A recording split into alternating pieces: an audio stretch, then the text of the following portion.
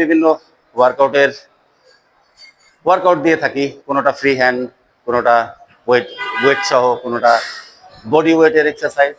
আমরা আসলে যেটা চাই সেটা হচ্ছে আপনি সুস্থ থাকেন, ভালো থাকেন। তো আমার টিপস এই যে আপনার করতে হবে এমনটা না।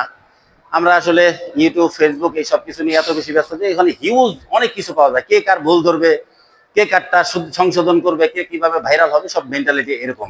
কিন্তু আপনার কি করতে হবে, আপনার নিজের বিষয়টা আপনার নিজের বুঝতে হবে যে কোনটা আমার জন্য সলিড, কোন টিপসটা আমার জন্য সলিড, কোনটাতে আমি বেনিফিটেড হচ্ছি। ট্রেন কে হলো সে ফরেন ট্রেনার না বাংলাদেশি ট্রেনার নাকি অজপাড়া গায়ের একটা ট্রেনার, এইটা ডাজ নট ম্যাটার।